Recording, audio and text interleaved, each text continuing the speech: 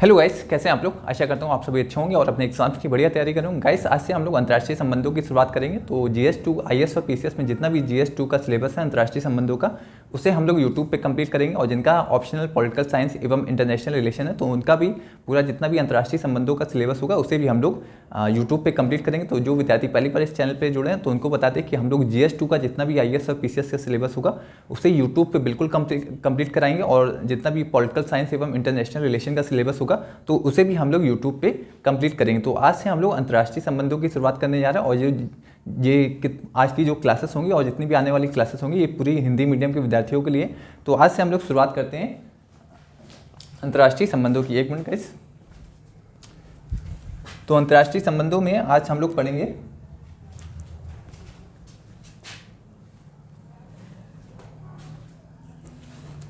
तो अंतर्राष्ट्रीय संबंधों में आज हम लोग देखते हैं ये अंतर्राष्ट्रीय संबंधों की आज बहुत ही बेसिक क्लास होगी आप लोग के लिए। International relations.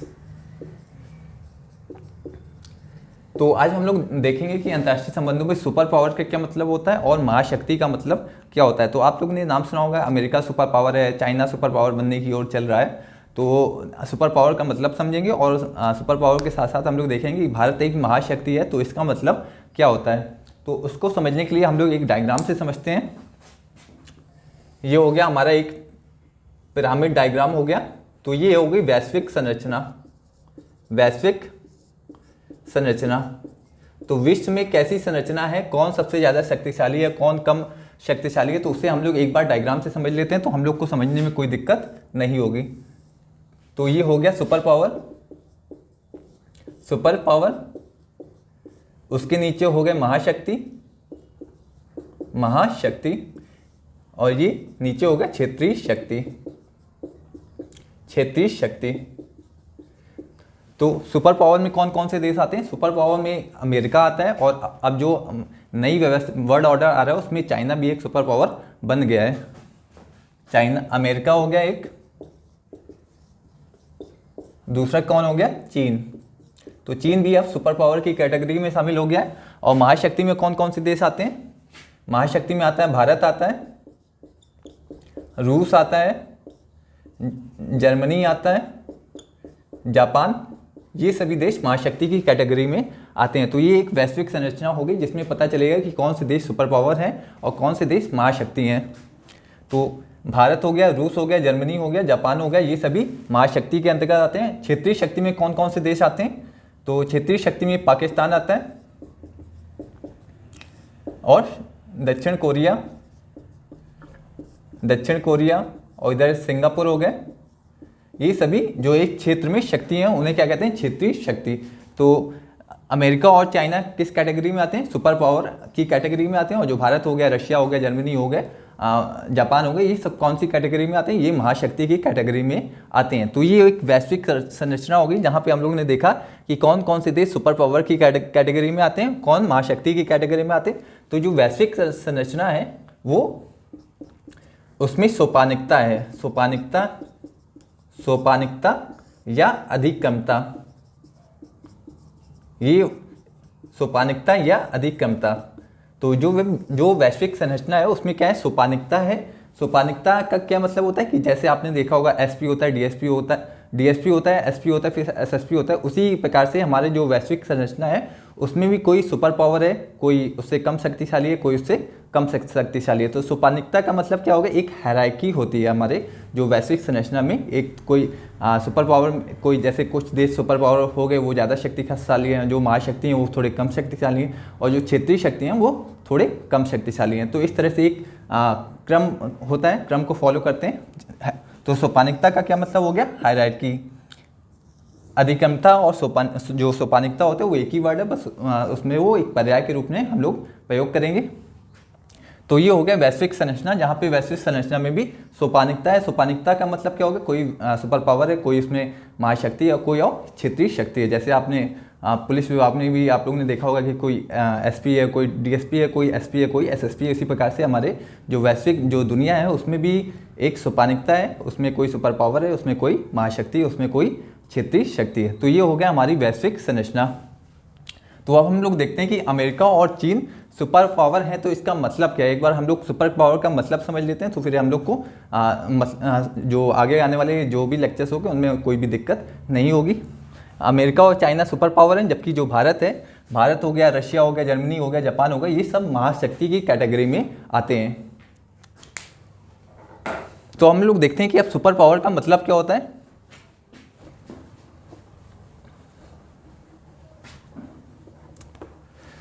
तो सुपर पावर का क्या मतलब है, इसे देख लेते हैं एक बार। सुपर पावर का अर्थ क्या है। सुपर पावर का अर्थ, तो पहला तो ये होना चाहिए कि वह आर्थिक रूप से शक्तिशाली हो, वह देश आर्थिक रूप से शक्तिशाली हो, आर्थिक रूप से शक्तिशाली हो, सैन्य रूप से शक्तिशाली हो, सैन्य रूप से शक्तिशाली हो। तो पहला क्या हो गया कि कोई देश यदि सुपर पावर है तो उसे आर्थिक रूप से शक्तिशाली होना चाहिए, और दूसरा क्या होगा कि उसे सैन्य शक्ति, उसकी जो सैन्य शक्ति है उसे उस सैन्य दृष्टि से भी उससे शक्तिशाली होना चाहिए, तथा एक साथ वो दुनिया में सैन्य संचालन कर सके। तो प्लस सैन्य रूप से शक्तिशाली होना चाहिए, प्लस उसे क्या, वो वह देश पूरी दुनिया में, पूरे विश्व में एक साथ सैन्य संचालन कर सके। तो पहली बात तो ये होनी चाहिए कि उसे आर्थिक रूप से शक्तिशाली देश होना चाहिए, उसकी इकॉनमी का आकार बहुत बड़ा होना चाहिए, और दूसरा क्या होगा कि उसकी जो सेना है बहुत तगड़ी होनी चाहिए, बहुत मजबूत होनी चाहिए, और जो उसकी सेना है पूरे विश्व में उसकी सेना फैली रहनी चाहिए, और ज़रूरत पड़े तो किसी भी देश को उस समय परास्त कर सके। उसकी सेना पूरे विश्व में फैली हो, जैसे अमेरिका की सेना है वो पूरे विश्व में फैली हुई है, उसका अमेरिका की सेना जापान में भी फैली हुई है, हिंद महासागर में भी फैली हुई है, प्रशांत महासागर में फैली हुई है, और मध्य एशिया में भी अमेरिका की सेना मौजूद है। तो अमेरिका का सुपर पावर है, तो इससे पता चलता है कि उसकी जो सेना है पूरे विश्व में मौजूद है, और सुपर पावर होने का मतलब भी यही है कि उसकी सेना विश्व में, पूरे विश्व में मौजूद होनी चाहिए, और अगर ज़रूरत पड़े तो वो एक साथ सेना का संचालन भी कर सके। तो ये हो गई दूसरी शर्त हो गई, आर्थिक रूप से शक्तिशाली होना चाहिए। तीसरी क्या होगी कि वह देश, यदि कोई देश सुपर पावर है तो वह विश्व व्यवस्था का निर्माण करता है, वह देश विश्व व्यवस्था का निर्माण करता है।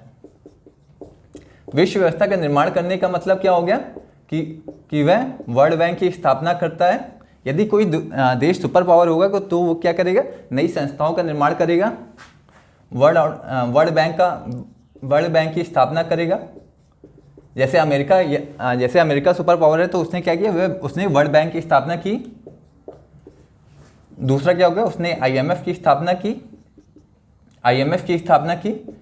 तीसरा क्या हो गया, WTO में अमेरिका का वर्चस्व है, और क्योंकि अब चाइना भी सुपर पावर बनने की ओर चल रहा है, तो चाइना भी अब क्या कर रहा है, वो नई संस्थाओं का निर्माण कर रहा है। चाइना ने जैसे AIIB की स्थापना की, चाइना ने NDB की स्थापना की, चाइना ने क्या किया, तो ये चीज़ें किसने की, ये अमेरिका ने की। चाइना ने क्या किया, क्योंकि चाइना भी सुपर पावर है, चाइना ने क्या किया, AIIB की, एशियन इंफ्रास्ट्रक्चर इन्वेस्टमेंट बैंक, तो चाइना ने इसकी स्थापना की। इसके साथ साथ चाइना ने क्या किया, NDB की स्थापना की। तो अब चाइना भी सुपर पावर बनने की एक तरह से बनी गया है, और वो संस्थाओं का निर्माण भी करने लगा है। तो ये हो गया कि सुपर पावर का क्या मतलब होता है, उसे आर्थिक रूप से शक्तिशाली देश होना चाहिए, और सैन्य दृष्टि से भी उसे शक्तिशाली होना चाहिए, और वो ऐसा होना चाहिए कि वो पूरे विश्व में एक साथ सैन्य संचालन कर सके। तीसरा क्या होना चाहिए कि उस देश को विश्व व्यवस्था का निर्माण करना चाहिए। यदि वो देश सुपर पावर है तो वह देश विश्व व्यवस्था का निर्माण करेगा। अब देखते हैं कि आर्थिक दृष्टि से जो अमेरिका की इकॉनमी का आकार क्या है। तो अमेरिका की इकॉनमी का आकार क्या है, अमेरिका की अर्थव्यवस्था का आकार क्या है, $20 ट्रिलियन। तो ये अमेरिका की इकॉनमी का आकार क्या है, $20 ट्रिलियन। और क्योंकि ये अमेरिका सुपर पावर है तो इसकी इकॉनमी का साइज देख रहे होंगे कि आप कितना बड़ा है, $20 ट्रिलियन। जबकि जो चाइना की इकॉनमी का साइज है वो कितना है, वो $15 ट्रिलियन के बराबर। तो एक तरह से चाइना अब अमेरिका को टक्कर देने वाला है। अमेरिका से उसका लक्ष्य है कि वो 2028 तक अमेरिका को पीछे छोड़ देगा। और चीन की इकॉनमी का साइज कितना है, चीन की इकॉनमी का साइज कितना है, $15 ट्रिलियन। $15 ट्रिलियन, ये आपको बस एक फैक्ट याद रख लेना है कि। और भारत की इकॉनमी का साइज कितना है, भारत की इकॉनमी का साइज है $3 ट्रिलियन। तो आप लोग भारत की इकॉनमी का साइज देख सकते हैं कि भारत की इकॉनमी अभी कितनी पीछे है चाइना व अमेरिका से। तो चाइना व अमेरिका दोनों एक सुपर पावर की कैटेगरी में शामिल हो चुके हैं। ये अमेरिका की जो इकॉनमी है ये 6 गुना है भारत से, और जो चाइना की इकॉनमी है ये 5 गुना है भारत की इकॉनमी से। भारत की इकॉनमी कितनी है, $3 ट्रिलियन, और अमेरिका की इकॉनमी कितनी है, $20 ट्रिलियन। तो जो अमेरिका की इकॉनमी है वो भारत से 6 गुना ज़्यादा है, और जो चाइना की इकॉनमी है वो भारत से 5 गुना ज़्यादा है। तो आर्थिक दृष्टि से भी जो चाइना व अमेरिका है वो भारत से, जो चाइना व अमेरिका है वो भारत से कई गुना आगे है। और जो सैन्य, तो जो अमेरिका व चाइना की जो सैन्य जो क्षमता है वो पूरे विश्व में मौजूद है। तो चाइना ने अपने अड्डे हर जगह बना लिए हैं, जैसे चाइना का अड्डा श्रीलंका में हो गया, अफ्रीका में भी चाइना ने अपने अड्डे बना लिए।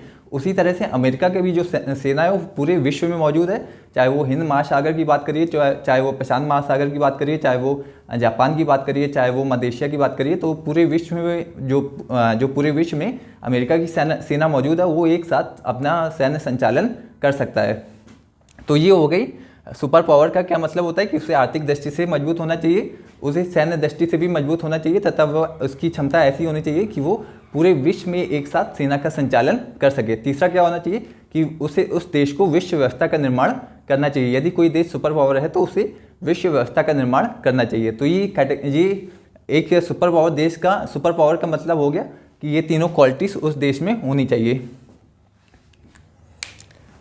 तो इसे आप लोग नोट डाउन कर सकते हैं कि सुपर पावर का मतलब क्या क्या होता है। इसके बाद हम लोग देखेंगे कि महाशक्ति का मतलब क्या होता है। भारत एक महाशक्ति है, तो अगर महाशक्ति है तो उसका मतलब क्या होता है उसे हम लोग देखेंगे, फिर इसलिए उससे पहले आप लोग इसको नोट डाउन कर लीजिए।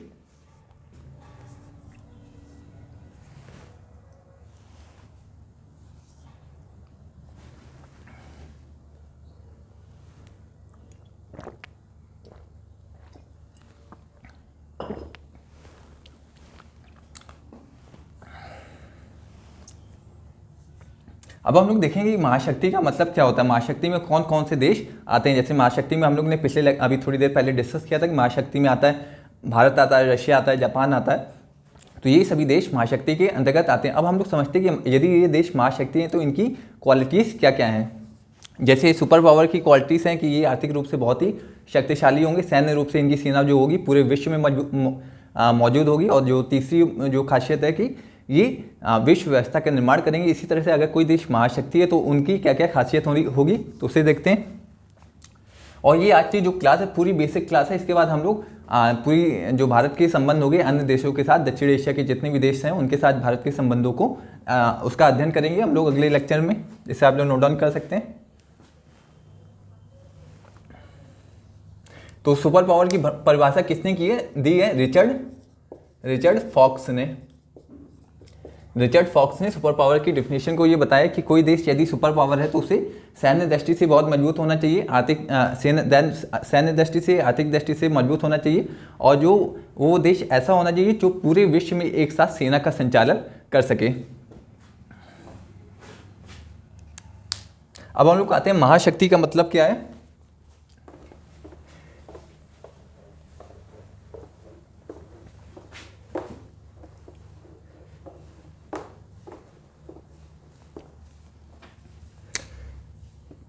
महाशक्ति का अर्थ,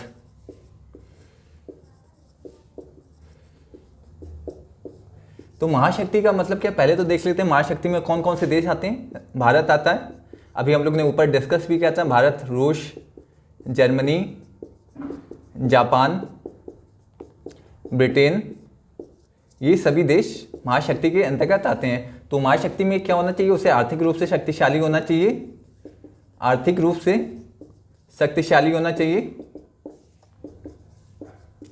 शक्तिशाली होना चाहिए, सैन्य दृष्टि से उससे शक्तिशाली होना चाहिए, सैन्य रूप से शक्तिशाली होना चाहिए। और महाशक्ति और सुपर पावर में अंतर क्या होता है कि जो महाशक्ति की सेना होगी वो जरूरी नहीं कि वो पूरी विश्व में फैली हो जाए, जबकि सुपर पावर की सेना क्या होगी, वो पूरे विश्व में फैली होगी और वो एक जो वह देश होगा वो एक साथ अपनी सेना का संचालन कर सकता है। जबकि जो महाशक्ति की सेना जरूरी नहीं है कि वो पूरे विश्व में फैली हो। तो आर्थिक रूप से शक्तिशाली होना चाहिए, सैन्य रूप से शक्तिशाली होना चाहिए। तीसरा क्या हो गया कि एक सॉफ्ट पावर होनी चाहिए, सॉफ्ट पावर होनी चाहिए। यदि कोई देश महाशक्ति है तो उसकी एक सॉफ्ट पावर भी होनी चाहिए। तो सॉफ्ट पावर का मतलब क्या है उसे अभी हम लोग थोड़ी देर में समझेंगे। और तो ये सब चीज़ें महाशक्ति में होनी चाहिए। अब देखते हैं कि भारत यदि महाशक्ति है तो भारत की इकॉनमी का साइज क्या है। तो भारत की जो अर्थव्यवस्था का आकार है, भारत की जो अर्थव्यवस्था का आकार है वो कितना है, 3 ट्रिलियन डॉलर, 3 ट्रिलियन डॉलर। तो ये आप समझ सकते हैं कि जो भारत की इकॉनमी का साइज है वो 3 ट्रिलियन डॉलर है, जबकि जो अमेरिका की इकॉनमी का साइज है वो कितना है, 20 ट्रिलियन डॉलर। तो इसलिए अमेरिका सुपर पावर है और भारत एक महाशक्ति है।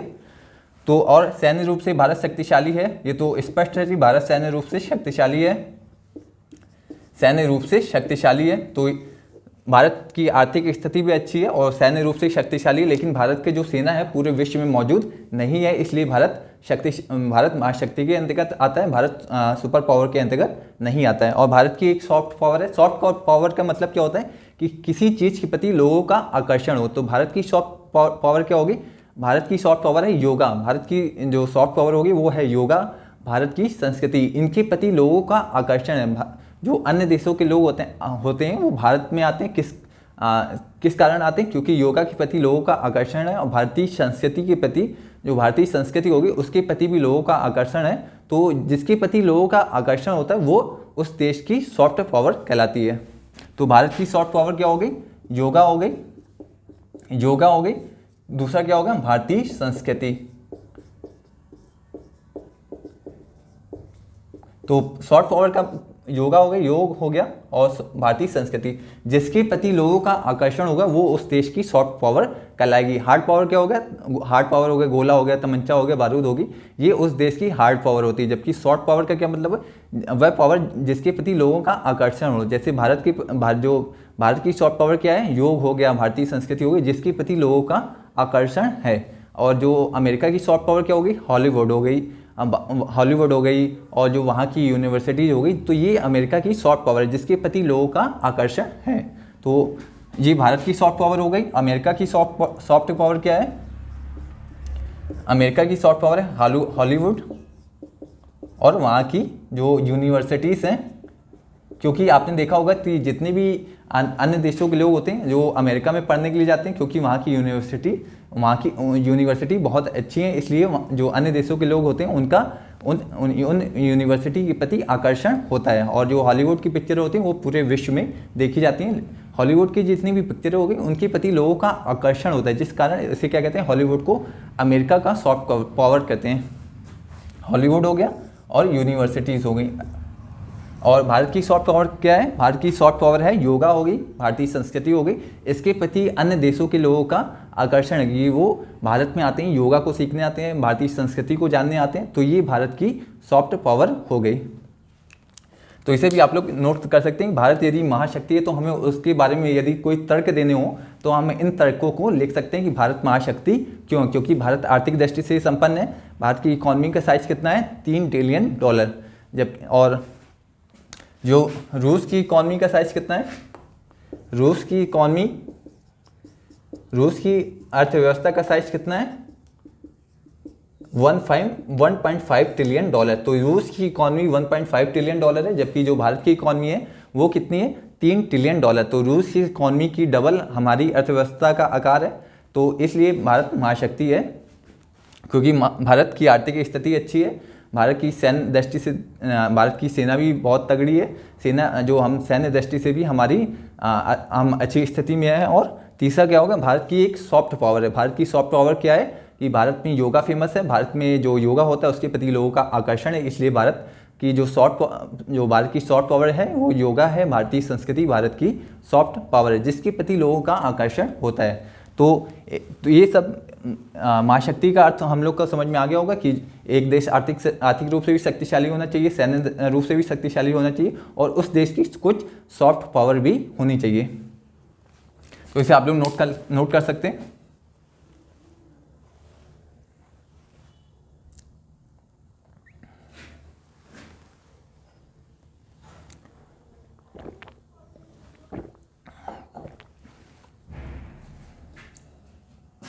तो ये हो गया कि सुपर पावर का क्या मतलब होता है और महाशक्ति का मतलब क्या होता है, उसे हम लोग ने आज विस्तार से देखा। तो गाइस आने वाले लेक्चर में हम लोग डिस्कस करेंगे विदेश नीति क्या होता है और विदेश नीति जब निर्धारण करते हैं तो उस समय हम किन बातों का ख्याल हमें रखना चाहिए, तो वो हम लोग नेक्स्ट लेक्चर में देखेंगे। आज के लिए हम लोग बस इतना रखते हैं।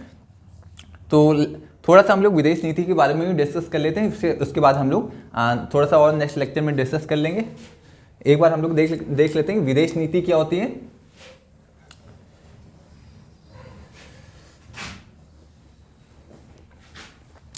तो विदेश नीति देख लेते हैं एक बार हम लोग।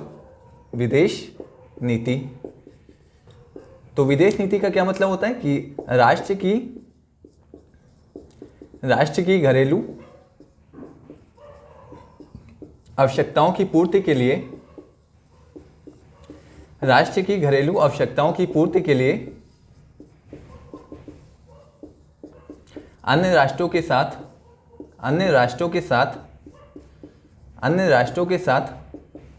संबंधों को निर्मित करने की नीति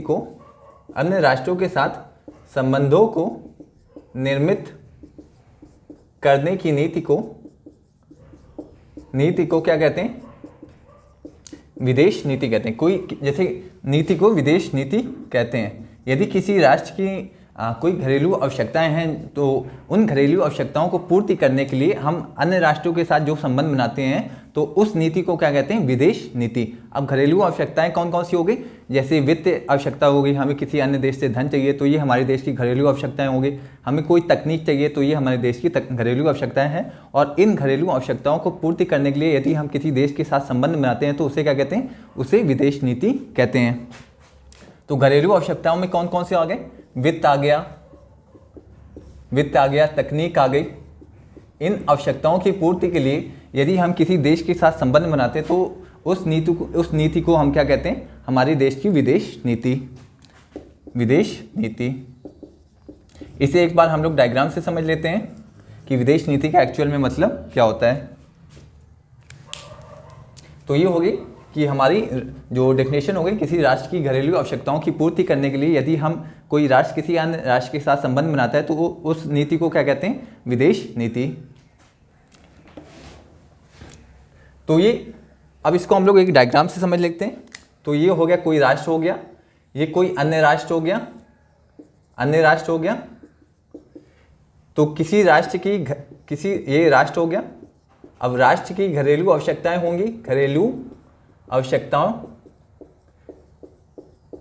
घरेलू आवश्यकताओं में क्या हो गया? हम लोग अभी डिस्कस किया था, तकनीक हो गई और इधर क्या हो गया? वित्त हो गई। तो इन आवश्यकताओं की पूर्ति के लिए एक राष्ट्र अन्य राष्ट्रों के साथ जब संबंध बनाता है, ये अन्य राष्ट्र हो गया, अन्य राष्ट्र के साथ संबंध बनाता है तो उस नीति को विदेश नीति कहते हैं।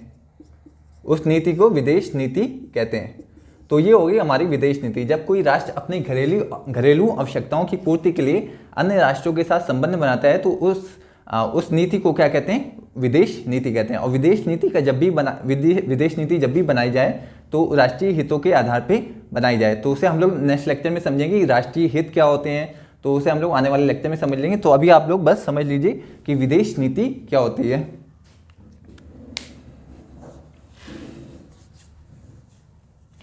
ये एक राष्ट्र हो गया और ये अन्य राष्ट्र हो गया।